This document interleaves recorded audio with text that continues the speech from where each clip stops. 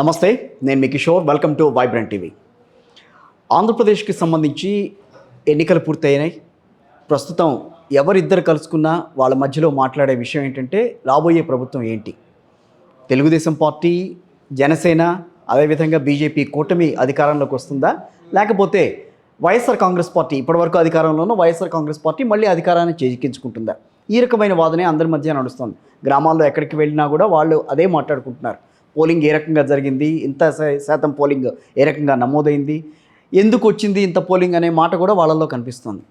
So వీటన్నిటికంటే కూడా ప్రధానంగా ఇప్పుడు సర్వేల గురించి మనం మాట్లాడుకోకపోయినా అసలు ఈ ఏవైతే ప్రస్తుతానికి ఇప్పటివరకు వచ్చిన సర్వేల గురించి మనం గమనిస్తే ఎన్ని సర్వేలు వచ్చినాయి, ఆ సర్వేలన్నీ కూడా వైఎస్ఆర్ కాంగ్రెస్ పార్టీ వైపు మొగ్గు చూపినాయి. మరికొన్ని సర్వేలు లేదు కూటమి ప్రభుత్వం ఏర్పాటు చేయబోతోందని చెప్పినాయి. కానీ ఈ సర్వే అనేది ఏ రకంగా జరుగుతుంది, ఈ స్ట్రాటజీ ఏ రకంగా ఉంటుంది, దానికి సంబంధించి ప్రస్తుతం ఈ రోజున మనం మాట్లాడబోతున్నాం. ప్రస్తుతం నాతో ఉన్నారు చాణక్య స్ట్రాటజీస్ CEO ముఖేష్ గారు. వాళ్ళు కూడా చేశారు, గతంలో రికార్డ్ అయితే క్రియేట్ చేశారు. ఏమని చెప్పాలనంటే తెలంగాణ ఎన్నికలు జరిగినప్పుడు, అసెంబ్లీ ఎన్నికలు జరిగినప్పుడు అటు ఇటుగా కాంగ్రెస్ పార్టీనే ఏర్పడుతుంది, ఇన్ని స్థానాలు సాధిస్తుందని చెప్పారు. అటు ఇటుగా దాదాపు 67 అన్నారు. సో ఎన్ని స్థానాలు వచ్చినాయి అందరికీ తెలిసిందే. ఇటు పక్కన బీఆర్ఎస్ అధికారంలోకి రాదని చెప్పారు. అదే ఖచ్చితంగా అదే జరిగింది. ఈ నేపథ్యంలో ఆంధ్రప్రదేశ్లో ఏ రకమైన పరిస్థితి ఉంటుంది, వాళ్ళ సర్వే ఏ రకంగా చెప్తోంది, ఇవన్నీ కూడా ఆయన మాటల్లో విందాం. ముఖేష్ గారు నమస్తే అండి. నమస్తే అండి. ముఖేష్ గారు, తెలంగాణ అంటే మీరు చేసిన దాంట్లో నేను కొంత చూశాను యాక్చువల్గా. ఆ రోజు నేను ఫుల్ ఫ్లెడ్జ్డ్గా చెప్పాలనంటే కనుక బీఆర్ఎస్ అధికారంలోకి రాదు, మూడోసారి అధికారంలోకి రాదని తేల్చి చెప్పేశారు. అవును. కానీ ఏ ప్రాతిపదికన అసలు అదే జరిగింది ఆ రోజున? అంటే తెలంగాణలో డిసెంబర్ నవంబర్లో కన్నా ముందు గత 6 నెలల ముందు నుంచే వాస్తవానికి ఏంటంటే 10 సంవత్సరాల కేసీఆర్ పాలనని ఒకసారి మార్చి చూద్దామని ప్రజల్లో వచ్చిన ఆలోచన. అంటే అప్పుడు సంక్షేమ పథకాలు కేసీఆర్ బాగా ఇచ్చాడు, రైతు బంధు ఇచ్చాడు, కళ్యాణ లక్ష్మి ఇచ్చాడు, సంక్షేమ పథకాలు విపరీతంగా ఇచ్చాడు. మీకు అబ్జర్వ్ చేస్తే దళిత బంధు కొంచెం దెబ్బ కొట్టింది. అంటే ఆ రోజు ప్రజల్లో ఒక కుటుంబ పాలన అనే ఒక అంశం. 10 సార్లు రెండు సార్లు ఛాన్స్ ఇచ్చాం, ఒకసారి తెలంగాణ ఇచ్చిన కాంగ్రెస్కి ఒకసారి అవకాశం ఇద్దాం అని ఆలోచన ప్రజల్లో రావడం. మూడోది కాంగ్రెస్ ఇచ్చిన, అంటే ఆ ఆలోచనలో ఉన్నప్పుడే కాంగ్రెస్ సూపర్ 6 ప్రజల్లోకి చొచ్చుకుపోవడం చూస్తే, అదే టైంలో తెలంగాణ కేసీఆర్ ఇచ్చిన మేనిఫెస్టోలో పెద్దగా ఊహించినట్లు లేకపోవడం. అండ్ రైతులకు స్పెషల్గా తెలంగాణ రైతులకు రైతు బంధు కన్నా రైతు రుణమాఫీ అనే అంశం బాగా లోపలికి రావడం. ఇవన్నీ కలుగులుకొని ఒక నెల ముందు నుంచే తెలంగాణలో, అంటే నవంబర్లో అప్పుడు కూడా జరిగిన ఎలక్షన్స్, నవంబర్ 1 నుంచి కూడా అంతకుముందు 6 నెలల ముందు బీజేపీ ప్రత్యర్థి హోదాలో రావాల్సిన పార్టీ యాక్చువల్గా. అవును. అంటే తెలంగాణలో కాంగ్రెస్ లేదు, ఇక బీజేపీ వచ్చేస్తుంది ఈక్వేషన్ వచ్చి. అవును, బండి సంజయ్ గారి నేతృత్వంలో బాగా మొత్తం బీజేపీ అంతా. కర్ణాటక ఎన్నికల తర్వాత కట్ చేస్తే కర్ణాటక ఎన్నికల్లో కాంగ్రెస్ గవర్నమెంట్ ఫామ్ చేయడం, తెలంగాణలో ఉన్న కాంగ్రెస్ లీడర్లను యాక్టివేట్ చేసినట్టు ఒక సైడ్ రేవంత్ రెడ్డి వ్యూహం, అతను వెళ్ళే విధానం, అండ్ ఇక్కడ బీజేపీ పార్టీలో ఇంటర్నల్ వార్స్, సఖ్యత కోఆర్డినేషన్ ఎవరికి లీడర్స్ మధ్య. ఒక సైడ్ బండి సంజయ్కి, ఈటల రాజేందర్కి, కిషన్ రెడ్డికి మధ్యలో కోఆర్డినేషన్ లేదు. తెలంగాణలో బీజేపీ పార్టీని ఒక గ్రాఫ్ తీసుకొచ్చి పెట్టిన బండి సంజయ్ని పక్కన పెట్టి మళ్ళీ బీజేపీ పార్టీ అధ్యక్షుని మార్చే అంశం, ఇక బీజేపీ పని అయిపోయిందని ఒక తీసేసి అప్పుడు మళ్ళీ కాంగ్రెస్ సైడ్ మళ్ళడం. రైట్. అండ్ కాంగ్రెస్ వాళ్ళు ఎంచుకున్న నినాదం కూడా 2 సార్లు తెలంగాణ రాష్ట్రాన్ని ఏర్పరచుకున్నారు కదా. అవును. తెలంగాణ రాష్ట్రాన్ని ఇచ్చిన పార్టీకి ఒకసారి అవకాశం ఇచ్చి చూద్దాం అని ఒక అంశాన్ని కాంగ్రెస్ పార్టీ ప్రజల్లోకి, మాస్ ఓటర్లోకి, రూరల్లోకి తీసుకెళ్లడం. ఇవన్నీ ఏమైనా అంటే ప్రజల్లో మార్పుకు దారితీసి డైరెక్ట్ మాకు క్లియర్గా సిచ్యువేషన్. ఆ రోజు మీరు ఇచ్చిన రిజల్ట్స్ లో మీరు షీట్ ఉంటుంది, కాన్స్టిట్యున్సీ వైజ్ ఉంటుంది. ఆ రోజు మనం ఇచ్చిన దాంట్లో కూడా ఒక మల్కాజ్గిరి అసెంబ్లీ, కుత్బుల్లాపూర్ అసెంబ్లీ కాన్స్టిట్యున్సీలో ఈ రెండే మేము రాంగ్ గెస్ అయినాయి. సిటీలో మిగిలిన మేము ఏదైతే బీఆర్ఎస్ వస్తుందో సిటీలో బీఆర్ఎస్ వచ్చింది. రూరల్ ప్రాంతాల్లో కాంగ్రెస్కి ఏదైతే ఇచ్చినో అని కాంగ్రెస్ వచ్చేసి, అంటే మల్కాజ్గిరి మీరు బీఆర్ఎస్ రాదని అనుకున్నారు, అక్కడ బీఆర్ఎస్ వచ్చింది, కుత్బుల్లాపూర్ రాదనుకున్నాం. ఈ రెండిట్లో కొంచెం వివేకానంద వ్యవహారంలోనూ ఇక్కడ ఈయన రాజశేఖర రెడ్డి గారి వ్యవహారంలో ట్రయాంగిల్ వార్ జరిగింది. సైలెంట్ ఓటింగ్ అనేది ఎక్కువ జరిగిపోయింది. ఇక మిగిలిన అన్ని నియోజకవర్గాలు సిటీలో ఉన్నాయన్నీ కూడా బీఆర్ఎస్ వస్తుందని మనం ఇచ్చాం. అక్కడ మనం చూసినట్లయితే 67 నియోజకవర్గాలతోటి కాంగ్రెస్ గవర్నమెంట్ ఏర్పడుతుంది అనేది ఒక క్లియర్ కట్ పిక్చర్ అయితే ఇచ్చాం మేము. ఆ రోజు 67 కాస్త 64 అదే కొంచెం అటు ఇటుగా. అంటే 65 ఇప్పుడు సిపిఐ కూడా కాంగ్రెస్ అలయన్స్ తోటి అవును. 65 నియోజకవర్గాలతో కాంగ్రెస్ గవర్నమెంట్ ఏర్పాటు చేసింది. అయితే దాని ఇంపాక్ట్ తర్వాత మేము నవంబర్ 30 ఎలక్షన్స్ అయిపోయినాయి, డిసెంబర్ 3 రిజల్ట్స్ వచ్చినాయి. డిసెంబర్ 1 నుంచే డిసెంబర్ 1, 27 ఒక ఆంధ్రప్రదేశ్లో ర్యాండమ్ ప్రీపోల్ తీసుకున్నాం. ఓకే. ర్యాండమ్ ప్రీపోల్ అంటే తెలంగాణ రిజల్ట్స్ ఎఫెక్ట్ ఆంధ్రప్రదేశ్ మీద ఎంత ఉంటుంది. ఎంతమందితో చేశారు? ఆల్మోస్ట్ మనం కాన్స్టిట్యున్సీకి మేము తీసుకున్న శాంప్లింగ్ ఆ రోజు తక్కువ, 1800-1000 మధ్యలోనే, అంతే. ఎక్కువ తీసుకోలేదు. ఎందుకు తీసుకోలేదు అంటే ట్రెండ్ తెలుసుకోవడం కోసం తీసుకున్నాం. నిజంగా ఎఫెక్ట్, సో ఈ ఎఫెక్ట్ దాని మీద పడుతుందా లేదా పడుతుందా లేదా తీసుకున్నాం. తీసుకుంటే ఆ రోజు మనకు వచ్చింది ఏంటంటే అప్పటికి కూటమి ఇంకా కన్ఫర్మ్ కాదు. ఏది బీజేపీ, జనసేన, టీడీపీ కూటమి అవన్నీ. అప్పుడు TDP graph, YSRCP party graph ఏమైందంటే గతంలో 50 వచ్చిన వైఎస్ఆర్సీపీ పార్టీ గ్రాఫ్ మాకు 42-41 వచ్చింది. దాని తర్వాత టీడీపీ గ్రాఫ్ 45 కాస్త 45కి పాకింది. ఇద్దరి మధ్య 2-3 డిఫరెన్స్ ఉంది. జనసేన గ్రాఫ్ 6-9%కి డిఫరెన్స్ ఆ రోజు మనం గ్రాఫ్ ఇచ్చాం. ఓకే. మేము ఇచ్చిన డిసెంబర్ 30కి ఇచ్చిన తర్వాత జనవరిలో, జనవరి ఆర్ ఫిబ్రవరి ఫస్ట్ వీక్లో ఇండియా టుడే వాళ్ళు కూడా సేమ్ ఇచ్చారు. మేము జనవరిలో సర్వే చేసినప్పుడు ఆ రిజల్ట్ మేము ఆపాం, తీయలే. ఎందుకు ఇవ్వలేదంటే జనవరిలో మేము సర్వే మొదలుపెట్టిన కొద్ది రోజుల తర్వాత షర్మిల అధ్యక్షురాలుగా రావడం, మళ్ళీ అది హోల్డ్లో పెట్టిన కొన్ని రోజులకి చంద్రబాబు నాయుడు అరెస్టు, ఈ పరిణామాలు మీకు ఐడియా ఉంది కదా. దాని తర్వాత చంద్రబాబు నాయుడు అరెస్ట్ పరిణామాలు, దాంతోపాటు బీజేపీ టీడీపీ అలయన్స్లో రావడం, ఇవన్నీ చూసుకుంటే ఏదైనా జరుగుద్ది మార్పు అంటే అభ్యర్థుల విషయంలో ఏదైనా జరగవచ్చు అన్న ఉద్దేశంతో హోల్డ్లో పెట్టాం. అసలు రిపోర్ట్ రిలీజ్ చేయలే. ఓకే. రిపోర్ట్ రిలీజ్ చేయకుండా ఫిబ్రవరి మొత్తం కూడా హోల్డ్లో ఉన్నాం. మార్చిలో ఇక అభ్యర్థుల అది సెలక్షన్ అనేది డిసైడ్ అవుతున్న టైంలో మొదటి లిస్టు టీడీపీ పార్టీది ఓకే. రెండవ లిస్టుకి వచ్చేసరికి అభ్యర్థుల అకామిడేషన్లో కొంచెం కూటమి రాంగ్ స్టెప్స్ వేస్తుందని అక్కడ లోకల్ కన్ఫ్యూజన్ ఏర్పడింది లీడర్లలో. ఓకే. నియోజకవర్గాల్లో మీరు అబ్జర్వ్ చేస్తే. అవును. సెకండ్ లిస్ట్కి చాలా కొంచెం గందరగోళం నెలకొంది. మూడో లిస్ట్కి వచ్చేసరికి ఏంటంటే అయిపోయింది, అయిపోయిందని అన్నారు. ఇదే క్రమంలో జగన్మోహన్ రెడ్డి ఏం చేశాడంటే ఒకేసారి 175 నియోజకవర్గాలకు అభ్యర్థుల్ని అనౌన్స్ చేసేసి సైలెంట్గా ఆయన సిద్ధంగా మొదలుపెట్టుకున్నాడు. అవును. ఆ సిద్ధం సభలో ఆయనకు మొదలుపెట్టడం, ఇక్కడ లీడర్ల అకామిడేషన్ సరిగ్గా లేకపోవడం, ఇటు టీడీపీ కూటమి అభ్యర్థుల కొన్ని నియోజకవర్గాలు అయితే ఆందోళనకర వాతావరణం ఏర్పడింది. కరెక్టే. ఏర్పడినప్పుడు సిద్ధం సభలతోటి జగన్మోహన్ రెడ్డి ఒక కొటేషన్ ఇచ్చాడు. మనం ఏదైతే డిసెంబర్ 30న ఒక కొటేషన్ ఇచ్చాంగా, సంక్షేమ పథకాల అభివృద్ధి రెండు, అభివృద్ధి లేదని ప్రజలు జీరో, అంటే అభివృద్ధి విషయంలో జగన్ జీరో ఉన్నాడని ప్రజలందరూ కూడా సంక్షేమ పథకాల సైడ్ చంద్రబాబు నాయుడు అభివృద్ధి జరుగుతుందని. అంటే ఆ అభివృద్ధి అనే అంశం మీద జగన్మోహన్ రెడ్డి సిద్ధం సభల్లో కొటేషన్, నీ ఇంట్లో మంచి జరిగింది అని అనుకుంటే నువ్వే, అంతే, మీ ఇంట్లో మంచి జరిగిందని అనుకుంటే కనుక మీరే జడ్జి చేసుకుని ఓటేయండి అని అన్నాడు. ఒక సెంటిమెంట్ ఇలాగ తీసుకొచ్చి. అవును. అదే టైంలో మన తెలంగాణ సింగర్ గద్దర్ జెండా కట్టడమే మీ ఎజెండా ఒక పాట తీసుకొచ్చింది. పాట మన మాస్ హోటళ్లలో మంచి మార్పు తీసుకొస్తుంది, మీకు తెలుసు ఉంటుంది. అవును. అది రేవంత్ రెడ్డి గారి విషయంలో కూడా, అది రేవంత్ రెడ్డి విషయంలో కన్నా ఆంధ్రప్రదేశ్లో ఏమైందంటే, మేము శ్రీకాకుళం అంటే కుప్పం, ఇచ్చాపురం నుంచి కుప్పం వరకు చూస్తే ఆటోలో ఆ పాట పెట్టుకుని తిరిగారు. చూడండి. ఓకే. అంటే అరే ఏంటి ఈక్వేషన్స్ ఎటు మారుతున్నాయి అన్న ఒక ఆలోచనలో ఉంటే పాట మార్పు తీసుకొచ్చింది. జగన్మోహన్ రెడ్డికి గ్రాఫ్ పెరగడంలో అదొక పాట కారణం.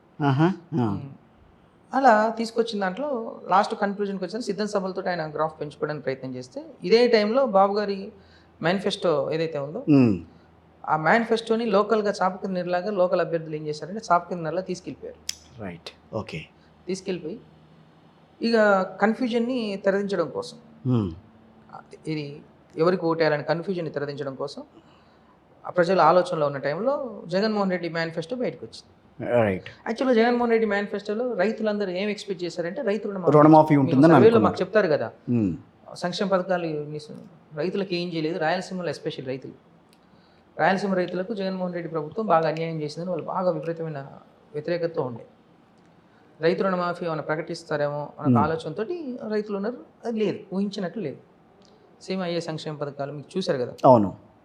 అనేసరికి ఇక మేనిఫెస్టోని ప్రజలు కన్సిడర్ చేయలేదు. బట్ చంద్రబాబు నాయుడు మేనిఫెస్టోలో కొంచెం కీలక అంశాలు ఉండేసరికి ఏంటంటే మహాలక్ష్మి పథకం, గ్యాస్ సిలిండర్ ఒకటి, కావచ్చు, ఆ తర్వాత నిరుద్యోగ భృతి తర్వాత ఇవన్నీ కొన్ని కీలక అంశాలు వచ్చేసరికి పెన్షన్ ఒకటి 4,000 ఇస్తామని చెప్పి ఈ 3 నెలల పెన్షన్ వస్తుందన్న ఆలోచన వాళ్ళకి ఈ వాలంటీర్లు ఈ వ్యవస్థ ఏదైతే ఉందో ఇవన్నీ కొంచెం ఏంటంటే గందరగోళంగా ఉన్నాయన్న ఫీలింగ్ తీసుకొచ్చిన టైంలో ఇంకా లాస్ట్ మినిట్లో ఎలక్షన్స్కి ఇక 10 రోజులు ఉందనగా ల్యాండ్ టైటిలింగ్ యాక్ట్ వచ్చింది.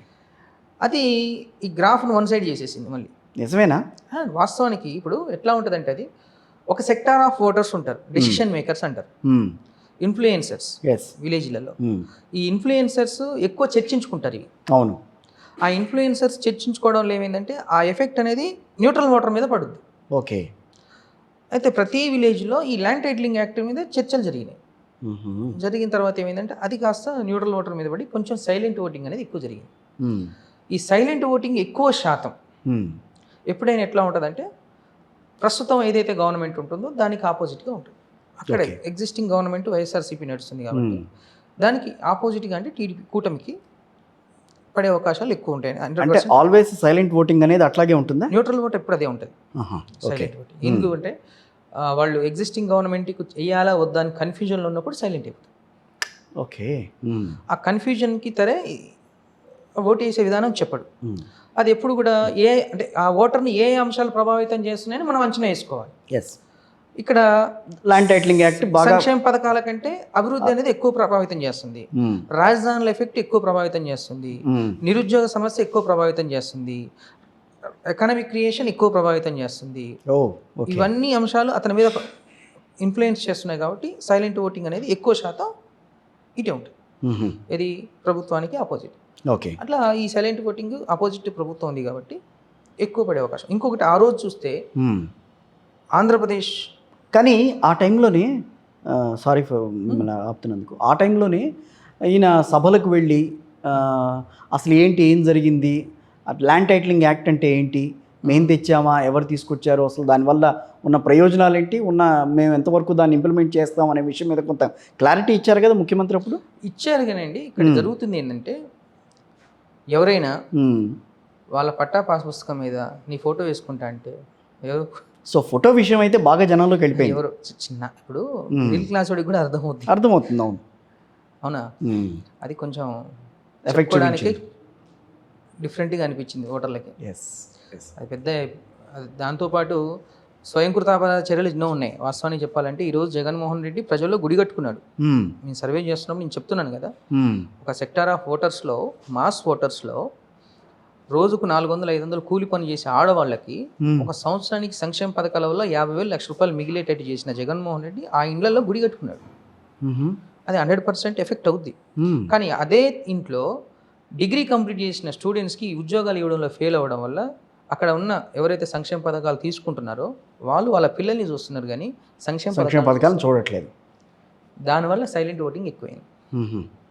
అదే రోజు మీరు చూస్తే హైదరాబాద్ నుంచి విజయవాడ రోడ్లు, బెంగళూరు రోడ్లు, మీకు సంక్రాంతి 2 సార్లు వచ్చింది ఈ సంవత్సరం అన్నట్లుగా ఓటర్లందరూ, మైగ్రేటెడ్ ఓటర్స్ అందరూ కూడా వెళ్ళి అక్కడ ఓటేసిన విధానాన్ని చూస్తే మీరు సైలెంట్ ఓటింగ్ ఎవరికి జరిగింది, ఎవరికి అనుకూలంగా జరిగిందో మీరు చెప్పొచ్చు.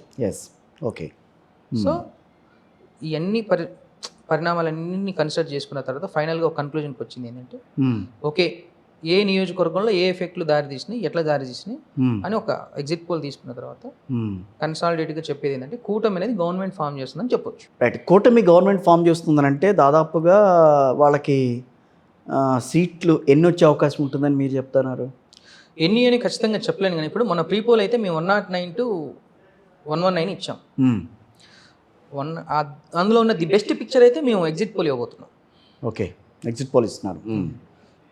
ఎగ్జిట్ పోల్ రేపు June 1st ఇస్తారు. మొన్న ఇచ్చిన ప్రీపోల్ ఏదైతే May 11th ఇచ్చింది, మేము 108 to 119 సీట్లతోటి గవర్నమెంట్ ఫామ్ చేస్తుంది కూటమి. ఎలా విశ్వసించారు కూటమిని ప్రజలు?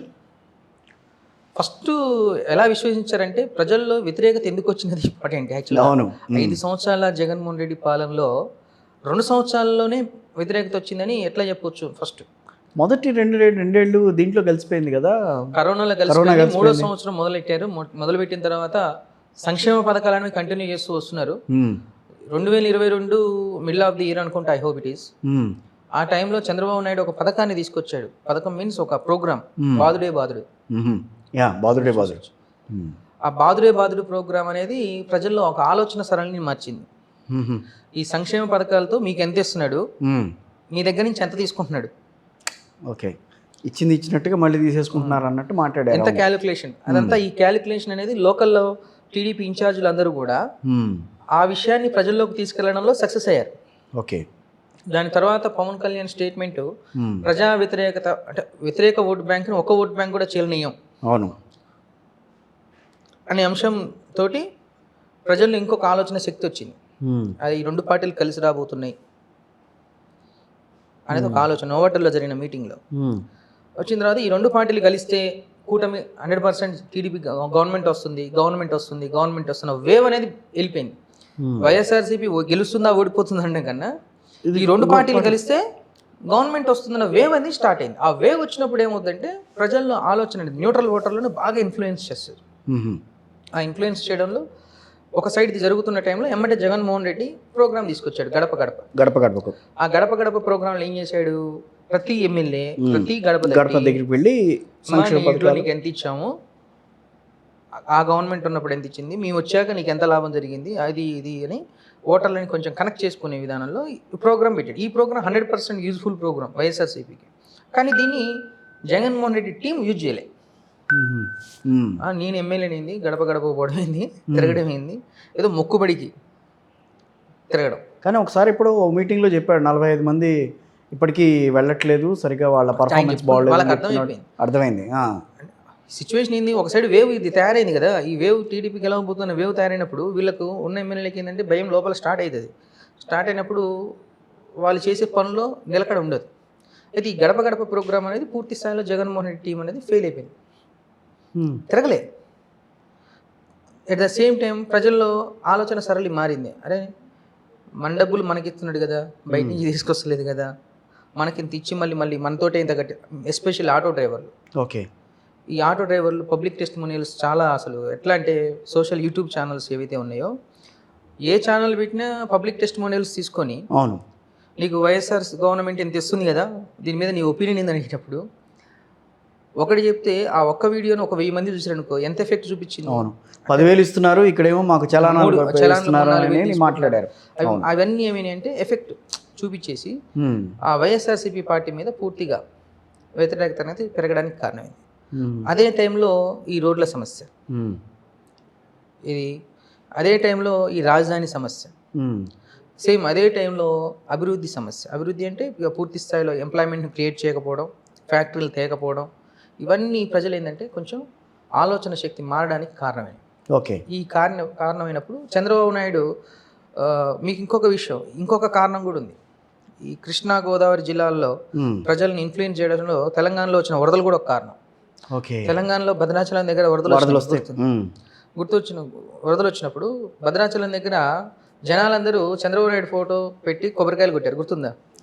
అంటే ఈయన 20 సంవత్సరాల కింద కరగట్ట కట్టకపోతే ఈరోజు ఇది మునిగిపోయేది. అంటే ఈయన 20 సంవత్సరాల విజన్ అట్లా ఉంటుందని ఈ గోదావరి బెల్ట్ ఉన్న నియోజకవర్గాల్లో ఏమైందంటే అదొక మార్పుగా అయింది. ఓకే, ముందు విజన్ ఉన్న లీడరు అభివృద్ధి చేసుకోవాలన్న ఒక ఆలోచనతో ఏంటంటే ప్రజలు డిసైడ్ అయ్యారు. ఓకే, డిసైడ్ అయినప్పటికీ జగన్మోహన్ రెడ్డి వైఎస్ఆర్సీపీ పార్టీ దాన్ని నిలుపుకోవడం కోసం ఏంటంటే సిద్ధం సభలు పెట్టడం, తర్వాత వాళ్ళ మేనిఫెస్టోని ప్రజల్లోకి తీసుకెళ్ళడానికి, సంక్షేమ పథకాలను ఇంకా వాలంటీర్ వ్యవస్థను స్ట్రాంగ్ చేయడం, ఇవన్నీ చేసినా కానీ ప్రజల్లో మార్పు అనేది కాలేదు. ఎందుకంటే ఆ విషయం 2014 నుంచి 19 కూడా ఉంది కదా, ఆ మధ్యలో కూడా ఉంది కదా ఆయనకి, అదే విషయం ఉందిగా. అదే విజన్ ఉంది, కానీ ఆ రోజు గవర్నమెంట్ ఏర్పడి 2019లో మాత్రం ఓన్లీ గాలి మీన్స్ అక్కడ ఒకసారి వైఎస్ రాజశేఖర రెడ్డి గొప్ప నాయకుడు, అంత గొప్ప నాయకుడు కొడుకు కదా, ఒకసారి అవకాశం ఇచ్చి చూద్దాం మనకు వ్యూహంతో ఏంటంటే ఆ రోజు అతనికి అవకాశం ఇచ్చారు. అవకాశం చూడండి, ఆయన ఒక్క అవకాశం అని అవకాశం ఇచ్చినాక గవర్నమెంట్ ఏర్పాటు చేసుకున్నాడు 100%. అండ్ చెప్పాలంటే భారతదేశంలోనే అంత పెద్దగా ఆశీర్వదించిన చరిత్ర ఆయనకే ఉంది. 151 సీట్లు అంటే ఆయనకే ఉంది. అండ్ అంత అవకాశం ఇచ్చినప్పుడు ప్రజలకి ఏది అవసరమో ఏది అనవసరమో అనేది క్యాలిక్యులేట్ చేయడంలో కొంచెం ఫెయిల్ అయ్యాడు. ఓకే, ఇక 1వ తారీఖు వస్తే ప్రజలకు డబ్బులు ఇచ్చేస్తే మన మాట ఇంటర్లే అని ఒక ఆలోచన అనేది కొంచెం దెబ్బతీసింది. ఎందుకు 1వ తారీఖు రాగానే బటన్ నొక్కితే డబ్బులు వస్తాయి అనేది చదువుకున్న వాళ్ళకి అవన్నీ ఎట్లా అనిపిస్తాయి మీకు సార్ చెప్పండి. అవును. ఇప్పుడు నీకు ఉద్యోగం లేకుండా నెలకు నేను 20,000 ఇస్తే ఎంతకాలం నీకు అనేది ఉంటుంది కదా. అవును. ఇవన్నీ ఏమైందంటే కొంచెం అసంతృప్తికి గురి చేసింది. ఇవన్నీ కారణాలను దృష్టిలో పెట్టుకొని ప్రతి నియోజకవర్గంలో టీడీపీ నుంచి అభ్యర్థి ఎవరైతే ఇన్ఛార్జిగా పనిచేశాడో ఈ వైఎస్ఆర్సీపీ పార్టీ ఫెయిల్యూర్స్ని ప్రజల్లోకి తీసుకుపోవడంలో సక్సెస్ అయ్యి ఈరోజు కూటమి ఏర్పాటుకు వాళ్ళు వేసిన పునాది. ఓహో. అండ్ యావత్ ఆంధ్రప్రదేశ్ మొత్తం జరిగిన ఎలక్షన్స్ జగన్మోహన్ రెడ్డి వర్సెస్ చంద్రబాబు నాయుడు. అవును. సంక్షేమ పథకాలు వర్సెస్ అభివృద్ధి. ఇవే నియోజకవర్గంలో అభ్యర్థిని తక్కువ చూశారు. Symbols, fan, cycle. ఈ ఎలక్షన్స్ జరిగినాయి. ఇవన్నీ మీ ఒపీనియనా లేకపోతే ఓవరాల్గా మీకు వచ్చిన నేనేం చెప్తున్నాను, నా ఒపీనియన్ తో మీకే అవసరం ఉంటుంది. ప్రజల ఒపీనియన్, ప్రజల నుంచి మనం మాట్లాడుతున్నాం కాబట్టి ఇచ్చాపురం నుంచి కుప్పం వరకు ప్రతి 10 మందిలో 6 చెప్పిన మాట ఇది. ఓకే. ఎక్కువగా ప్రభావితం చూపించిన అంశాలు ఏమనంటే దీంట్లో ఏం చెప్తారు? అభివృద్ధి, రాజధాని, ఇవి రెండే. Economic creation.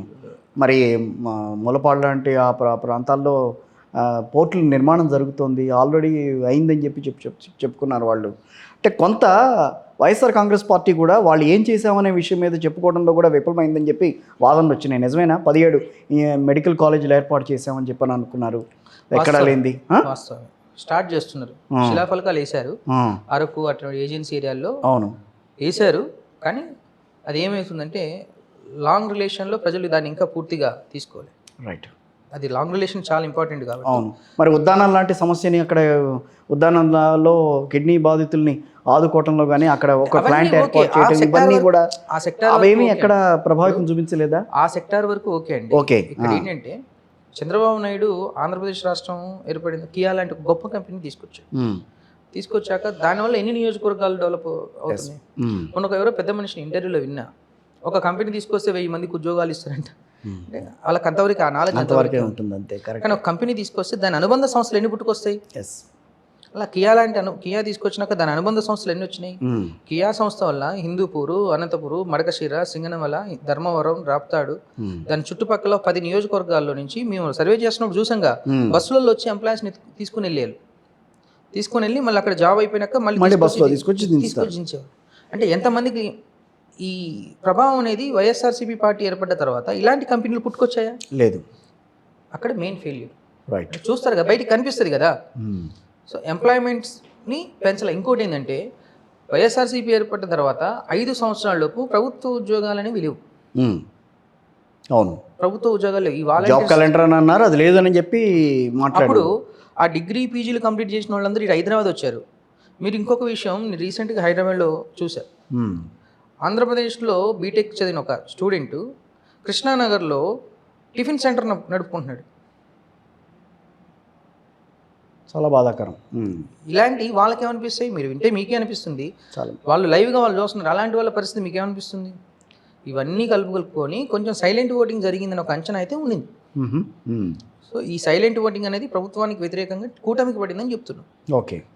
అంటే ప్రభుత్వ వ్యతిరేకత ఓటు అనేది ఒక పక్కన కూటమికి పడింది, అదే రకంగా మీరు అన్నట్టుగా సైలెంట్ ఓటింగ్ కూడా కొద్ది శాతం కూటమికి పడింది. సో ఓవరాల్గా కూటమికి ఎంత పర్సంటేజ్ ఆఫ్ ఓటింగ్ ఈసారి వచ్చే అవకాశం ఉంటుంది అనుకుంటున్నారు? 49 to 51 వీళ్ళకి వచ్చే అవకాశం ఉంది. ఎందుకంటే గతంలో కూడా 49 to 51 మధ్యలోనే కదా ప్రభుత్వాన్ని ఏర్పాటు చేసింది. 2 పార్టీలు కలిపి ఇప్పుడు చెప్తుంది. అండ్ వైఎస్ఆర్సీపీకి కూడా మంచి ఓట్ షేర్ ఉంటుంది, 43-44 వరకు ఉంటుంది. గుడి కట్టుకున్నారా అని అంటున్నారు, 43 వరకే ఆగింది. అది జనంలో ఒక సెక్టార్ ఆఫ్ ఓటర్సే గుడి కడుతున్నారు, మిగిలిన సెక్టార్స్ ఓటర్స్ తర్వాత వేరే ఉంది కదా. అవును. సో వాళ్ళకు కూడా ఓట్ షేర్ 43-44 వరకు ఉండే అవకాశాలు ఉన్నాయి. రేపు ఎగ్జిట్ పోల్లో ఇస్తాం మనం క్లియర్గా. సో ఓవరాల్గా మీరు చెప్పిన దాన్ని బట్టి 90 వరకు కనిపిస్తుంది, అటు ఇటుగా. 90 కాదులేండి, 95 వరకు. 2-3% షర్మిలా గారికి క్లియర్గా ఉంది. ఓకే. ఇంకా నోటా అవన్నీ 3-4% ఉంటుంది. ఓకే, క్లియర్గా. సో ఒక్కసారి చాణక్య స్ట్రాటజీస్ వాళ్ళు అటు ఇచ్చాపురం మొదలెడితే ఇటు కుప్పం వరకు, సో మీ అంచనా ఏ రకంగా ఉంది? ఉత్తరాంధ్రలో వైఎస్ఆర్ కాంగ్రెస్ పార్టీ అధికారంలో ఉంది కాబట్టి ఆ పార్టీ ఎన్ని గెలుస్తుంది రాబోయే ఎన్నికల్లో, రాబోయే ఫలితాల్లో? ఇటు కూటమి ఎన్ని స్థానాలు గెలిచే అవకాశం? ఉత్తరాంధ్రలో శ్రీకాకుళం, మనకు విజయనగరం, విశాఖపట్నం విశాఖపట్నం 15, విజయనగరం 9, 9, శ్రీకాకుళం శ్రీకాకుళం 10, 10. మొత్తం 34 నియోజకవర్గాల్లో ఉమ్, శ్రీకాకుళంలో టీడీపీ లీడ్ ఉంది, ఉమ్, విజయనగరంలో వైఎస్ఆర్సీపీ లీడ్ ఉంది, ఉమ్. విశాఖపట్నం టీడీపీ లీడ్ ఉంది. ఈ 3 జిల్లాలు కలిపి 34లో ఒక 20 స్థానాల వరకు 19 నుంచి 20 ఎక్కువ. విశాఖ కూటమి ఆధిక్యం కనబరుస్తుందా విశాఖలో? విశాఖ శ్రీకాకుళం ఆధిక్యం, ఆధిక్యం. విజయనగరం వైఎస్ఆర్సీపీ ఆధిక్యం. ఓకే, అంటే అశోక్ గజపతిరాజు ఫ్యామిలీ అక్కడ మళ్ళీ రాజకీయాల్లోకి వచ్చే గట్టి ఛాన్సెస్ అయితే ఏమన్నా ఉన్నాయా? ఉండొచ్చు, ఉమ్, ఎగ్జిట్ పోల్లో ఇస్తాం కదా. ఓకే. సో ఇక్కడ ఈ 3 జిల్లాల్లో వచ్చేసరికి 34లో 20, 19 నుంచి 20 స్థానాలు గెలుస్తున్నారు. ఓకే. ఇక ఉత్తరాంధ్ర ఈస్ట్ వెస్ట్ ఏది జిల్లా 19-20 స్థానాలు గెలిచేది? కూటమి. కూటమి. కూటమి. వైఎస్ఆర్ కాంగ్రెస్ పార్టీ? వైఎస్ఆర్ కాంగ్రెస్ పార్టీ 10 నియోజకవర్గాలు స్ట్రాంగ్ ఉంది. ఉమ్, ఇంకొక 3 స్థానాల్లో ఏది గజపతి నగరం లాంటి కాన్స్టిట్యున్సీ, నెల్లిమర్ల గజపతి నగరం, ఉమ్. అటు సైడ్ హెచ్ఎర్ల లాంటి కాన్స్టిట్యున్సీలో టైట్ ఉంది. దువ్వాడ శ్రీనివాస్ గారు గెలుస్తారా?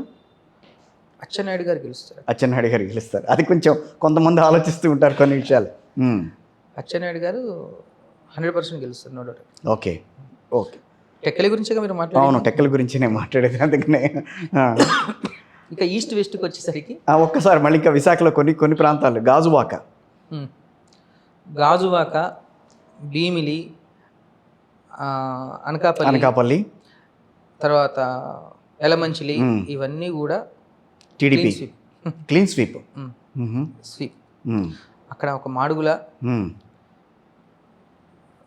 నార్త్ టీడీపీ కంటే చేసిన నార్త్ టైట్.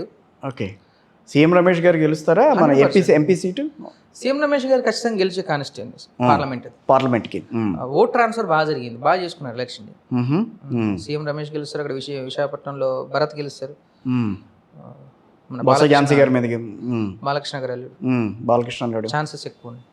ఛాన్సెస్ కాదు, వన్ సైడ్ ఉంది, గెలుపు వన్ సైడే. గెలుపు వన్ సైడ్. ఓకే. అలా శ్రీకాకుళం రామ్మోహన్ రెడ్డి గారికి మంచి ఛాన్స్ ఉంది. ఓకే, మంచి ఛాన్సెస్. సో అక్కడ పార్లమెంట్ సీట్స్ కూడా ఓవరాల్గా అన్నీ కూడా టీడీపీని గెలుస్తుంది. ఐ మీన్ అరకు తప్పించి మిగతా అన్నీ కూడా కూటమికే వస్తాయి. అరకు తప్పి మిగిలిన కూటమికి వస్తాయి. రైట్. ఇంకా దీనికి వద్దాం, ఉభయ గోదావరి జిల్లాలకి. ఉభయ గోదావరిలో ఈస్ట్ వెస్ట్ మనకు 34, ఈస్ట్లో 19 నియోజకవర్గాలు, వెస్ట్ 15. ఈస్ట్లోకి వచ్చేసరికి ఒక రంపచోడవరం, రామచంద్రాపురం, ఓకే, అడ్చివరం, టీ గన్నవరం, రాజోలు కొంచెం. ఇక వెస్ట్కి వచ్చేసరికి గోపాలపురం, తర్వాత పాలకొల్లు, పోలవరం, పోలవరం తప్పించి మిగిలిన 28 నియోజకవర్గాలు పోలవరంకి వచ్చేసరికి. ఓకే, అర్థమైంది. అదే కొంచెం అనుమానం వచ్చిందా? ఓకే. మిగిలిన నియోజకవర్గాల్లో టీడీపీ కూటమి అభ్యర్థులు గెలుస్తున్నారు. 26 నుంచి 28. అంటే ఇక్కడ జనసేన ప్రభావితం ఎంతవరకు ఉంది? కుల ప్రాతిపదికన జనసేన కాపు ఓట్లు ఎంతవరకు పడ్డాయి సార్? ఒకటి ఏంటంటే కుల ప్రాతిపదికన అనడం కన్నా అది కమ్మ కావచ్చు, కాపు కావచ్చు, బీసీలు కావచ్చు, జగన్ వర్సెస్ చంద్రబాబు నాయుడు అంతే. ఈసారి సోషల్ ఇంజనీరింగ్ అనేది చాలా తక్కువ. ఓకే. కుల ప్రాతిపదికన ఓట్లు అనేవి మీరు రేపు వచ్చిన రిజల్ట్ వచ్చినాక చూడండి, మీరు చెప్తారు. సోషల్ ఇంజనీరింగ్ ఎదుర్కోవడంలో జగన్ చాలా పరిపక్వత చెందారని చెప్పి మొన్న ఈ మధ్యన ఒక వార్తలు విన్నాను నేను. అది ఎదుర్కోవడంలో పరిపక్వత చెందాడు కాబట్టి అభ్యర్థిని సెలెక్ట్ చేయడంలో ఫెయిల్ అయ్యాడు. అలా వచ్చారా? ఓకే, బాగా చేశారని విన్నాను నేను యాక్చువల్గా. కొన్ని ఫెయిల్ అయినారులేండి. ఓకే. అంటే ఫైనల్గా చెప్పాలంటే ఈ 34 నియోజకవర్గాల్లో ఒక ఈస్ట్ గోదావరిలో మాత్రం ఒక 4 నియోజకవర్గాలు టైటు. వెస్ట్ క్లీన్ స్వీప్ అయ్యే అవకాశం ఉంది. మళ్ళీ ఆ గోపాలపురం, పోలవరం వచ్చే అవకాశాలు ఉన్నాయి, చింతలపూడి కూడా. ఈ వెస్ట్ క్లీన్ స్వీప్ అయినా ఈస్ట్లో 4 పోతే 30 దాకా రావాలి. కానీ 26 నియోజకవర్గాల్లో వన్ సైడ్ ఉన్న టీడీపీ కూటమి. అబ్బా, 26 నియోజకవర్గాల 26 నియోజకవర్గాలు, 4 నియోజకవర్గాల్లో వైఎస్ఆర్సీపీ వన్ సైడ్. ఓకే. ఒక 3 టైట్ ఉంది. దీనివల్ల ఏంటంటే 26 మనం రేపు తీసుకున్నారు మొత్తం మీద. సో ఫైనల్గా 34, 26 ఇక్కడ. ఉత్తరాంధ్ర మీద చెప్పినప్పుడు 20, 46 నియోజకవర్గాలు అయిపోయింది. కృష్ణా, గుంటూరు. కృష్ణాలో మనకు మొత్తం 16లో ఒక తిరువురు, పామర్రు, నూజివీడు. ఓకే. ఈ 3 కొంచెం టైట్ సిచ్యువేషన్. మళ్ళీ 3 కూడా క్లీన్స్ పై అవకాశం ఉంది, నో డౌట్. కానీ తిరువురు కొంచెం డౌట్ ఉంది. 16లో 15 వచ్చే అవకాశం ఉంది. కొక్కిలిగడ్డ లక్ష్మణ్, కొలికిపూడి శ్రీనివాసరావు, అదే ఆయన గెలుస్తారా? చెప్తుంది అది. తిరువురు ఒకటి, స్వామిదాస్ స్కెడ్జెస్ ఉన్నాయి, వైఎస్ఆర్సీపీ. వ్యక్తిగతంగా కొంచెం సెంటిమెంట్ ఉంది అక్కడ. ఓకే. అటు సైడు పామర్రు కుమార్ రాజాకి కొంచెం టైట్ ఫైట్ నడుస్తుంది. అక్కడ వైఎస్ఆర్సీపీ నుంచి మన కాంగ్రెస్ నుంచి డివై దాస్ కంటెస్ట్ చేసి మంచి స్ట్రాంగ్ లీడర్. దానివల్ల ఏమైందంటే ఓట్ ట్రాన్స్ఫర్ ఏమన్నా అవుతే పామర్ కొంచెం ఇబ్బంది పడే అవకాశం ఉంది. బట్ పామర్ అయితే ఇప్పుడు టీడీపీ ఎడ్జ్లోనే ఉంది. అండ్ నూజివీడు కొలుసుల పార్థసారథి టైట్ ఫైట్ నడుస్తుంది కాబట్టి ఈ మూడింటిని కొంచెం టైట్లో ఇచ్చేసుకొని 14 నియోజకవర్గాలు కూటమి గెలుస్తుందని చెప్పొచ్చు. అబ్బో, అంటే 14 అంటే విజయవాడ కూడా దాంట్లో విజయవాడ విజయవాడ ఈస్ట్ దేవినేని అవినాష్ ఈసారి ఎలక్షనీరింగ్ బాగా చేసుకున్నాడు. కానీ అక్కడ మాస్ ఓటింగ్ ఎక్కువ. అవును, ఈ మాస్ ఓటింగ్లో కొంచెం గద్దె రామ్మోహన్ మీద సానుభూతి ఎక్కువ ఉంటుంది. ఓకే, వాళ్ళకి తను చేసిన చారిటీస్ చేసిన వర్క్స్ అవన్నీ కొంచెం ఎక్కువ ఉండి కొంచెం ఈక్వేషన్స్ అది టైట్ ఫైట్లోనే ఉంది. బట్ ఈ 12 నియోజకవర్గాలు ఏదైతే ఉన్నాయో మిగిలినవి 100% కూటమికి. సో సుజనా చౌదరి గారు గెలుస్తున్నారు. సుజనా చౌదరి గెలుస్తారు, బోండా ఉమా గారు గెలుస్తున్నారు. ఓకే, బోండా ఉమా గెలుస్తున్నారు, సుజనా చౌదరి గెలుస్తున్నారు. తర్వాత ఆయన పేరేంటి, గన్నవరం యార్లగడ్డ వెంకటరావు, గుడివాడ వెనుగండ్ల రామ్ గెలుస్తున్నాడు. జగ్గేపేట. మీరు చెప్పేదాన్ని బట్టి చూస్తే నాకు అనిపిస్తుంది ఈ మూల నుంచి ఆ మూల వరకు, కృష్ణా నుంచి అటు చివరి వరకు ఓవరాల్గా మొత్తం స్వీప్ అన్నట్టు అనిపిస్తుంది. స్వీప్ ఏం కాదు కదా, నేను స్వీప్ అని చెప్పలేదు. మీరు దాదాపు 20, ఇక్కడికి వచ్చేసరికి 26, 40, అక్కడ వైసీపీకి 14, ఇక్కడ 8, ఇక్కడ 18, ఇక్కడ 4. అది సింగిల్ డిజిట్ లోనే వస్తున్నాయి కదా. కానీ ఇవన్నీ కూడా రాయలసీమ ఉంది కదా, రాయలసీమ ఇవన్నీ ఉన్నాయి కదా. ఇక గుంటూరుకి వచ్చేసరికి 17 నియోజకవర్గాలు, ఇందులో ఒక 3 నియోజకవర్గాలు నరసరావుపేట, తాడికొండ, పత్తిపాడు, ఈ 3 నియోజకవర్గాల్లో కొంచెం టైట్ నడిచింది. తెనాలి కూడా టైట్ నడిచింది చెప్పాలంటే నాదల మనోహర్ది. బట్ స్వల్ప తేడాతోటి కొంచెం బయటపడే అవకాశాలు ఉన్నాయి. ఈ 17లో 12 నియోజకవర్గాలు గుంటూరులో గెలుస్తున్నారు. ఇక ప్రకాశంకి వచ్చేసరికి 12 నియోజకవర్గాలు, 12లో ఒక 4 మార్కాపురం కావచ్చు, గిద్దలూరు, దర్శి, అటు సైడ్ చీరాల. ఓకే, ఈ 4 నియోజకవర్గాలు తీసేస్తే మిగిలిన వాటిల్లో మార్కాపురం వైఎస్ఆర్సీపీకి ఛాన్సెస్. గిద్దలూరు వైఎస్ఆర్సీపీ. దర్శి కూడా టైట్ ఫైట్ నడిచింది. టీడీపీ వాళ్ళు లాస్ట్ మినిట్లో బాగా చేశారు. ఈ ఎగ్జిట్ పోల్లో మనం రేపు ఇచ్చే రిజల్ట్స్లో చెప్తాం దర్శి ఏం జరుగుతుందని. బట్ ప్రీ పోల్ ప్రకారం అయితే 4 కొంచెం మైనస్ ఉంది. ఓకే, తర్వాత నెల్లూరులో 10 నియోజకవర్గాలకు వచ్చేసరికి ఏంటంటే సూళ్ళూరుపేట, తర్వాత ఆత్మకూరు, ఈ 2 వచ్చేసి వైసీపీకి స్ట్రాంగ్ లీడ్ ఉన్నాయి. Okay, Nellore rural, Nellore urban, Sarvepalli, Venkatagiri, Kavali, Kovvur, Gudur అన్నీ కూడా టీడీపీకి అవకాశాలు ఉన్నాయి. 7 నుంచి 8 వచ్చే అవకాశం. నెల్లూరు ఎంపీ వేమిరెడ్డి గెలుస్తున్నాడు, షూర్ 100% గెలుస్తున్నాడు. ఇక చిత్తూరుకి వచ్చేసరికి చిత్తూరు 14లో ఆల్మోస్ట్ ఒక 7 నియోజకవర్గాలు 50-50 నడిచింది. అనంతపురంలో 14లో 9 నియోజకవర్గాల్లో టీడీపీ, 9-10 నియోజకవర్గాలు టీడీపీ ఉన్నారు, 4 నియోజకవర్గాలు వైసీపీ ఉంది. ఓకే, ఇంకా కడప వచ్చేసి 10లో 1-2 టీడీపీ గెలుస్తుంది, మిగిలిన వైఎస్ఆర్సీపీ గెలుస్తుంది. కర్నూలు 14లో 5-6 టీడీపీ గెలుస్తుంది, మిగిలినవి కూడా వైఎస్ఆర్సీపీ గెలుస్తుంది. సో రాయలసీమలో తన ప్రభావం అయితే తగ్గల. రాయలసీమలో 52లో 22 నుంచి 25 వరకు టీడీపీకి ఉంది. ఓకే, 30 నియోజకవర్గాల్లో వాళ్ళు ఉన్నారు, నో డౌట్ అందులో. ఇక అక్కడ ఓవరాల్గా చూసుకుంటే ఏంటంటే జగన్మోహన్ రెడ్డికి 60 నుంచి 65 నియోజకవర్గాలు మంచి స్ట్రాంగ్ ఫిగరే ఉంది. వీళ్ళకు 109 నుంచి 119 మధ్యలో. ఎక్కడన్నా టఫ్ ఫైట్ ఉంది అని అనుకునే నియోజకవర్గాలు మీరు బాగా దృష్టి పెట్టినవి ఏమున్నాయి? టఫ్ ఫైట్ ఉన్నాయి, మేము రాయలసీమ ఎక్కువ పెట్టాం యాక్చువల్గా. రాయలసీమ కడప పార్లమెంటు తీసుకున్నాము. షర్మిల్ గారు గెలుస్తారా, అవినాష్ రెడ్డి గెలుస్తారా అన్న దాని మీద తీసుకున్నాము. ఇక్కడ అవినాష్కి ఛాన్సెస్ ఉన్నాయి కొద్దిగా. ఓకే, అయితే ఇక్కడ రాజశేఖర రెడ్డి సింపథైజర్స్, ఫాలోవర్స్ ఎవరైతే ఉన్నారో వాళ్ళు షర్మిలాకి ఎక్కువ శాతం ఓట్ ట్రాన్స్ఫర్ చేస్తే మళ్ళీ టీడీపీ అభ్యర్థికి ఛాన్స్. ఓహో, కాంగ్రెస్ పార్టీ. ఓకే, సో అది రేపు అవినాష్ రెడ్డి విషయంలో ఎవరు కూడా వివేకానంద రెడ్డి వ్యవహారం మీద చాలా ఉంది, ఆ వ్యతిరేకతనే షర్మిలాకి షిఫ్ట్ అయింది. ఓకే, అప్పుడు అవినాష్ అంటే వాళ్ళ కుటుంబ పరంగా వచ్చిన ఓట్ బ్యాంక్ని ఇద్దరు షేర్ చేసుకున్నట్టు మూడో వ్యక్తికి లాభం తెలుసు కదా మీకు. అంతే కదా, అది అట్లా టీడీపీ అభ్యర్థికి లాభం అయ్యే అవకాశం ఉంటుంది. పులివెందుల జగన్మోహన్ రెడ్డి గెలుస్తున్నాడు. మార్జిన్ ఎంత అనేది అందరూ ఆలోచించి 20,000 నుంచి 25,000 వరకు వస్తుంది. అంతేనా? తక్కువ వస్తుంది, అంతకుమించి రాదా? అంటే మొన్న ఎమ్మెల్సీ ఎలక్షన్స్లో గ్రాడ్యుయేట్స్ ఎలా ఉన్నారో మీరు ఆలోచించవచ్చు. అవును, పులివెందుల నియోజకవర్గం నుంచి ఎమ్మెల్సీ ఎలక్షన్లో టీడీపీ లీడ్ వచ్చింది. ఎస్, ఆ వ్యతిరేకత మ్మ్. క్లియర్గా మన మార్జిన్ బయటపడడానికి. ఇంకా ప్రధానంగా మనం చెప్పుకోవాల్సిన 4 నియోజకవర్గాల గురించి. పులివెందులు అయిపోయింది, ఇంక మిగతా 3 నియోజకవర్గాలు. ఒకటి కుప్పం. కుప్పంలో చంద్రబాబు గారు ఓడిపోబోతున్నారు అని చెప్పి వైఎస్ఆర్ కాంగ్రెస్ పార్టీ గట్టిగా మాట్లాడుతోంది. 100% ఓడిపోబోతున్నారు భరత్. భరత్ 100% ఓడిపోతున్నాడు వైఎస్ఆర్సీపీ అభ్యర్థి. అదే ఎందుకంటే ఆ కాన్స్టిట్యున్సీ పర్సనల్గా మన సర్వే సంస్థ 2-3 సార్లు తిరిగింది. బట్ మెజారిటీ తగ్గొచ్చు. ఎందుకంటే అక్కడ మున్సిపల్ ఎలక్షన్స్ని బేరీజ్ వేసుకుని మాట్లాడుతున్నారా, లేకపోతే అసలు ఏ రకమైన ప్రాతిపదిక మీద అసలు వైఎస్ఆర్ కాంగ్రెస్ పార్టీ వస్తుందో తెలియలేదు. బట్ కుప్పం చంద్రబాబు ఓడిపోబోతున్నాడు అని చెప్పి గత 10 ఏళ్లుగా వచ్చిన రికార్డ్స్ అన్ని చూపించుకుంటూ వచ్చింది. అక్కడ సోషల్ మీడియాలో డిఫరెంట్ టాక్స్ వచ్చినాయి. వాళ్ళు ఎందుకు అంటున్నారు అనే దానికి, చంద్రబాబు నాయుడులో నియోజకవర్గంలో, కుప్పం నియోజకవర్గంలో ఒక 20,000 ఓట్లు డిలీట్ చేశారని ఒక ఈక్వేషన్ వచ్చింది కొంతకాలం. మీరు సోషల్ మీడియాలో చూసి ఉండొచ్చు.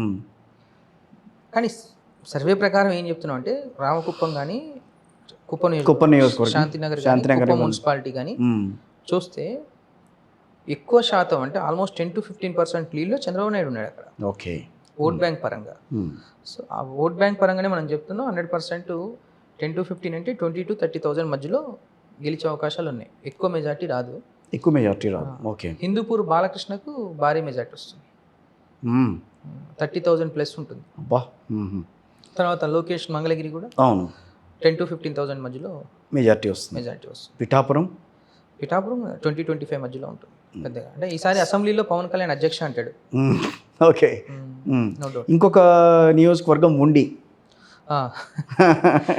కూడా గెలుపు గ్యారంటీ, మెజారిటీ పెద్దగా చెప్పాలి. కానీ ఇండిపెండెంట్గా పోటీ చేసిన మరి ఆయన పరిస్థితి, ఆయన ఎందుకంటే ఆయనకి ఇప్పుడు కాదు కదా, ఎప్పటి నుంచో స్ట్రాంగ్ హోల్డ్ ఆ ఏరియా మీద. అవును, ఆయన కాదని రఘురామ్ గారికి వేస్తారా? ఇక్కడ ఒకటి వ్యతిరేక ఓటు బ్యాంకు చీలనీయను అని పవన్ కళ్యాణ్ అనడమే కాదు, అక్కడ ఆంధ్రప్రదేశ్లో ఉన్న ప్రతి ఓటరు కూడా కాంగ్రెస్ పార్టీ అభ్యర్థి వల్ల వ్యతిరేక ఓటు బ్యాంక్ చీల ఏమైనా ప్రమాదం జరుగుతుందని కాంగ్రెస్ పార్టీకి కూడా ఓటేయడం మానేశారు అక్కడ ఓటర్లు. ఓకే. చూడండి అక్కడ దీనివల్ల వేయడం వల్ల మళ్ళీ ఇక్కడ ఓటు తగ్గుతుందని. సో ఆ ఈక్వేషన్ ఉన్నప్పుడు ఏంటంటే ఈసారి జరగవచ్చు. గతంలో కంటే పవన్ కళ్యాణ్ జనసేన లేకపోతే పవన్ కళ్యాణ్ గారి ఇమేజ్ ఈ ఎన్నికల్లో పెరుగుతుందా? ఏ మేరకు పెరుగుతుంది? 100% పెరుగుతుంది. ఎందుకంటే గతంలో ఒకటే సీటు రాజోలు, అది రాపాక వరప్రసాద్ రాజోలు గెలిచారు. ఇప్పుడు 14 స్థానాలు గెలుస్తున్నారు. ఓకే, 2 పార్లమెంట్లు గెలుస్తున్నారు. 21లో 14 గెలుస్తారు, 2 పార్లమెంట్ అంటే అదొక 14. అంటే ఓట్ షేరు ఎక్కడ ఉన్న ఓట్ షేరు ఒక 5-6% ఓట్ షేర్ పెరుగుతుంది. At the same time Pawan Kalyan అసెంబ్లీలో అధ్యక్ష అంటున్నారు, అధ్యక్ష అంటున్నారు. అంటే ఇవన్నీ ఉన్నాయి కాబట్టి పెరిగినట్టేగా. పెరిగినట్టే, no doubt. Telugu Desam party vote షేర్లో ఏమన్నా తేడా వచ్చిందా? 100% వచ్చింది. అక్కడ 40 ఉంది, 45 దాకా వెళ్ళింది. ఓట్ షేర్ పెరిగింది. చదువుకున్న వాళ్ళందరూ, ఉద్యోగస్తులు, వ్యాపారస్తులు, వీళ్ళందరూ కూడా టీడీపీ వైపు మొగ్గు చూపారు గతంలో కంపేర్ చేస్తే. దానివల్ల వీళ్ళ ఓట్ షేర్ కొంత 5% పెరిగింది. వైఎస్ఆర్ కాంగ్రెస్ పార్టీ తగ్గింది. 50 నుంచి 51 వరకు ఉన్న ఓట్ షేర్ 50 నుంచి 43 వరకు 7% ఓట్ షేర్ తగ్గిందని అంటే చాలా చెప్తున్నా. ఈ వ్యాపారస్తులు, ఉద్యోగులు అటు సైడ్ ఉన్న వాళ్ళంతా ఇటు వచ్చేసారు. అండ్ సోషల్ ఇంజనీరింగ్లో క్యాస్ట్ ఈక్వేషన్, సో దాన్ని ఎన్కాష్ చేసుకుంది జనసేన. 2 పార్టీలు కూటమి. కానీ దాంట్లో బీజేపీ చేరదు కదా, కూటమిలో ఉన్నా కూడా బీజేపీ ఓట్ షేర్ అయితే పెరగలేదుగా, పెరిగిందా? ఎన్డీఏ అంటే 3 కదా. అవును, కరెక్ట్. ఓన్లీ బీజేపీకి సంబంధించి కొంతమంది పోటీ చేశారు కదా, సో వాళ్ళ ఓట్ షేర్ పెరుగుతుంది కదా. ఇప్పుడు రాజంపేట ఉంది, కిరణ్ కుమార్ రెడ్డి పోటీ చేశాడు. అవును, ఓట్ షేర్ పెరుగుతుంది అక్కడ. ఓకే. అనకాపల్లి సీఎం రమేష్ అక్కడ పెరుగుతుంది. దగ్గుపాటి పురంధేశ్వరి అక్కడి నుంచి, ఇక్కడ రాజమండ్రి నుంచి పోటీ గెలుస్తారు. 100% గెలుస్తారు. అంటే బీజేపీ ఓట్ షేర్ కూడా పెరుగుతుంది. ఇవన్నీ ఆల్ టుగెదర్ కలుసుకొని ఏంటంటే కొంచెం మంచి మార్జిన్లో ఉంటారు. ఈ ఎలక్షన్స్లో ప్రధానంగా చూడాల్సింది కాంగ్రెస్ పార్టీ. ఏపీసీసీ అధ్యక్షురాలుగా షర్మిల ప్రస్థానం. సో అది కాంగ్రెస్ పార్టీ మళ్ళీ పుంజుకునే ఛాన్సెస్ ఉంటున్నాయా? అంటే నమ్ముతున్నారా ప్రజలు? ఆంధ్రప్రదేశ్ విభజన తర్వాత అసలు కాంగ్రెస్ పార్టీని సోదులు లేకుండా చేశారు. రేపు ఒక 2 సంవత్సరాల తర్వాత మళ్ళీ ఆంధ్రప్రదేశ్లో సేమ్ టీడీపీ వర్సెస్ కాంగ్రెస్ మధ్య పోటీ జరగబోతుంది. అబ్బో, ఆ స్టేజ్లో కాంగ్రెస్ వెళ్తుంది. మరి వైఎస్ఆర్ కాంగ్రెస్ పార్టీ 65 మంది. తెలంగాణలో టీఆర్ఎస్ పార్టీ పరిస్థితి ఓకే. వాళ్ళ మెయిన్ ఎజెండా అదే కదా. అంతేలేండి. సో బీజేపీ మాత్రం మళ్ళీ పుంజుకోవటం, బీజేపీ కూటమిలో ఉందనుకోండి, ఓన్గా వెతుకుదామన్న ప్రయత్నం చేసింది కదా, అలాంటి ఆలోచన ఇక్కడ లేదా? సార్, ఇప్పుడు తెలంగాణలో బీఆర్ఎస్ పార్టీ ప్రత్యర్థి లేకుండా చేసుకొని కాంగ్రెస్ పార్టీ అభ్యర్థులందరినీ తీసుకొని మళ్ళీ బీజేపీ పార్టీకి లీడ్ దొరికింది అక్కడ. ఎస్, లీడ్ దొరికింది. అవును. సేమ్ ఆంధ్రప్రదేశ్లో కూడా 151 స్థానాలతో గవర్నమెంట్ ఏర్పాటు చేసుకొని ప్రత్యర్థి లేకుండా చేసుకుందామని ప్రయత్నాలు చేసి ఇప్పుడు అభివృద్ధి మీద కాన్సన్ట్రేట్ చేయకపోవడం వల్ల ఏమైందంటే మళ్ళీ కూటమి రాబోతుంది. కాబట్టి కూటమి వచ్చిన తర్వాత ఈ వైఎస్ఆర్సీపీ పార్టీ పుట్టుకొచ్చింది ఎక్కడి నుంచి? కాంగ్రెస్ పార్టీ నుంచి. ఒకసారి లోపలికి ఎంటర్ అయ్యారంటే కాంగ్రెస్ పార్టీ తెలంగాణలో మొన్నటిదాకా ఊహించారా మీరు? 6 నెలల కింద దాకా ఊహించలే. సేమ్ అదే ఈక్వేషన్స్ తోటి జరగవచ్చు. సో జగన్ ప్లేస్లో షర్మిల వస్తారు, రావచ్చు. అంతే, పెద్ద తేడా ఏం లేదు. పెద్ద వీళ్ళు వాళ్ళ దాంట్లో కలవచ్చు, వాళ్ళు వీళ్ళ దాంట్లో కలవచ్చు. కాకపోతే ప్రస్తుతానికైతే కూటమికి మంచి వేవ్ ఉంది. కూటమి వేవ్ అనేది మీరు చెప్తున్న దాన్ని బట్టి ఎన్నాళ్ళ పాటు కొనసాగే అవకాశం ఉంటుంది? వీళ్ళు కూడా అభివృద్ధి చేసుకుంటున్నాయి కదా, చేసుకోవాలి. ఇప్పుడు తెలంగాణలో కాంగ్రెస్ గవర్నమెంట్ ఏర్పడింది, ముగ్గురు కలిసి ఉండాలి, నిర్ణయాల్లో సమిష్టి బాధ్యత వహించాలి. అవును, అది 100%. అలయన్స్ అన్నప్పుడు ఖచ్చితంగా ఉండాలి. ఇప్పుడు తెలంగాణలో కాంగ్రెస్ గవర్నమెంట్ ఏర్పడ్డది. ఏర్పడిన తర్వాత ఏం జరిగింది? 100 రోజుల్లో 6 గ్యారెంటీలు అన్నారు, 5 చేశారు. 6వ గ్యారెంటీ కోసం చూస్తున్నారు. రైతు రుణమాఫీ వీళ్ళు చేయకపోతే వీళ్ళ మీద కూడా వస్తుంది. అవును, ప్రజలు ఎదురు చూస్తున్నారు దానికోసం. అంటే ఇప్పుడు కూటమిలో టీడీపీ ఇచ్చిన హామీలని బాగా నమ్మారా ప్రజలు అక్కడ? 100%. ఆంధ్రప్రదేశ్లో 100%. టీడీపీ ఇచ్చిన హామీలు నమ్మడం కన్నా అంటే వైఎస్ఆర్సీపీ ఇచ్చిన సంక్షేమ పథకాలని టీడీపీ కొంచెం పేరు మార్చి అటు ఇటు చేశారు కన్నా ప్రజలు అది చూడాలి. సూపర్ 6తో పాటు ఎవరైతే అభివృద్ధి చేయగలరు అని కంపేర్ చేసుకున్నారు. ఓకే, ఇప్పుడు 5 సంవత్సరాలు రూల్ చేశాడు. What is your capital of Andhra Pradesh అంటే ఏం చెప్తారు మీరు? ఒక నిరుద్యోగి ఇదే ప్రశ్న, మీ క్యాపిటల్ ఏంటంటే ఆన్సర్ చెప్పలేని స్థితిలో ఆంధ్రప్రదేశ్ ఉంది. కరెక్ట్. సో ఈ కంపారిజన్ జరిగి ప్రతి నిరుద్యోగి కూడా ఇటు ఓటేశాడు. కానీ ఇక్కడ ఒకటి గమనించాలి, తెలుగుదేశం పార్టీ కానీ కూటమిలో ఉన్న పార్టీలు కానీ ఆంధ్రప్రదేశ్కి రాజధాని అమరావతి కొనసాగుతుందని ఎక్కడ మాట్లాడలేదనుకుంటా కదా? లేదు, అది వాళ్ళ, కానీ ప్రజల్లో మనం ఏదైతే గమనించో అది చెప్పడం వరకు మా బాధ్యత. సర్వే చేస్తున్నాం. ఆ అంశం ఎక్కడ ప్రస్తావనకి రాలేదు. అసలు ఎక్కడ ఎవరు మాట్లాడాలి? తీసుకున్నారు, బట్ తీసుకొచ్చింది వాళ్ళే కాబట్టి వాళ్ళకే వదిలేస్తారని ప్రజల్లో ఉంది ఆలోచన. అమరావతి ప్రపోజల్ తీసుకొచ్చింది చంద్రబాబు నాయుడు వాళ్ళే కాబట్టి. అవును, అంటే నిరుద్యోగం, సంక్షేమం, అభివృద్ధి, తర్వాత రాజధాని, ఇంకా మనం మాట్లాడుకోవాలి ఎకనామిక్ క్రియేషన్ అనేది, ల్యాండ్ టైటిలింగ్ యాక్ట్. ఓకే, ఇంకా చాలా ఉన్నాయి, తర్వాత ఉంటాయిలేండి. మేజర్గా ఇవైతే మాత్రం ప్రభావితం చూపించినాయి. ఒక 20 అంశాలు ఉంటాయిలేండి. సో ఆ 20 అంశాల ప్రాతిపదికనే మీరు కూడా సర్వే చేసుకుంటూ వచ్చారు. అదేలేండి మీ స్ట్రాటజీని అంతా. ప్రజలు మనకు చెప్పిన 20 అంశాలు మీ ముందు ఉంచాం, అంతే. ఎందుకు వ్యతిరేకత వచ్చిందంటే ప్రజల్లో ఇది ఉంది. ఎందుకు లాభం జరిగిందో, జగన్కి ఎందుకు గుడి కట్టారో కూడా మీకు చెప్పా. ఎక్కడ సరిదిద్దుకోవడానికి ప్రయత్నం జరగలేదా ప్రభుత్వం తరపున? వైఎస్ఆర్ కాంగ్రెస్ జరిగింది, కానీ లోకల్ అభ్యర్థులు కొంచెం బాగా డ్యామేజ్ చేసేసారు. ఈ అభ్యర్థుల మార్పు అనేది ఎంతవరకు వైఎస్ఆర్ కాంగ్రెస్ పార్టీకి వ్యతిరేకత వచ్చింది? ప్రభుత్వం ఇదైతే అభ్యర్థి మారిస్తే సుఖం, అంతేగా. ఇప్పుడు తెలంగాణలో వచ్చిందేమో లోకల్ ఎమ్మెల్యేల మీద, ఇక్కడేమన్నారు అభ్యర్థులు మారిస్తే బాగుండేదని అన్నారు చాలా. ఇక్కడ వచ్చింది లోకల్ ఎమ్మెల్యేల మీద వ్యతిరేకత. ఇక్కడ లోకల్ ఎమ్మెల్యేలు మారిస్తే గవర్నమెంట్ వాళ్ళు వచ్చిండేది, కానీ అక్కడ వచ్చింది ప్రభుత్వం మీద వ్యతిరేకత. సో ఇక్కడ పరిస్థితులు గమనించి ఓకే రివర్స్ అయింది. ఇక్కడేమో రూరల్ ఓటింగ్ ట్రాన్స్ఫర్ అయింది, అక్కడ అర్బన్ ఓటింగ్ ట్రాన్స్ఫర్ అవుతుంది. సో అక్కడైతే రూరల్ ఓటింగ్ అంతా కూడా వైఎస్ఆర్ కాంగ్రెస్ పార్టీ వైపే ఉందని అనుకోవచ్చా? వైసీపీకి ఉంది. అర్బన్ ఓటింగ్ మాత్రం అభివృద్ధి ఆలోచించారు కాబట్టి రూరల్ ఓటింగ్ లో ఉన్న ఎడ్యుకేటర్స్ అందరూ కూడా మళ్ళీ టీడీపీకి వేశారు. అట్లా. సో ఫైనల్గా మీ ఎగ్జిట్ పోల్ ఫస్ట్ ఈవినింగ్ ఏ టైంలో ఇస్తారు? అందరు ఇచ్చినప్పుడు ఇస్తాం. అంతే 7 తర్వాత స్టార్ట్ చేస్తారా? 5ంటికే కదా, 5ంటికే ఇచ్చేయచ్చు. అక్కడ పోలింగ్ అయిపోయిన లాస్ట్ మినిట్ లాస్ట్ దశ పోలింగ్. సో మీరు ఎగ్జిట్ పోల్ ఇచ్చే టైంకైనా ఇప్పటికైనా మీరు అనుకున్న ఆలోచన అయితే మాత్రం కూటమి ప్రభుత్వం ఏర్పాటు చేయబోతోంది ఆంధ్రప్రదేశ్లో. ప్రీ పోల్ ఇచ్చిన తర్వాత తిరుగుతున్నారు, టీం అంతా చూస్తున్నారు కాబట్టి సేమ్ వినిపిస్తున్న మాటలన్నీ కూడా అవే ఉన్నాయి. అంతే, ది బెస్ట్ పిక్చర్ అయితే రాబోతుంది. సో ఎవరికి ఎంత మెజారిటీ వస్తుంది అనేది ఇక్కడ కొంచెం అంతే అంతే. సో తక్కువ మార్జిన్ అయితే అందరి మధ్యన తక్కువ మార్జిన్ ఆఫ్ మెజారిటీ అయితే ఉంటుంది అంతే. అంతే అంతే. రైట్. తప్పకుండా మీరు ఎగ్జిట్ పోల్స్కి మీరు అనౌన్స్ చేసిన తర్వాత వైబ్రెంట్కి ఒకసారి వస్తారని ఆశిస్తున్నాను. తప్పకుండా వస్తుంది. Right. Thank you very much అండి. Thank you.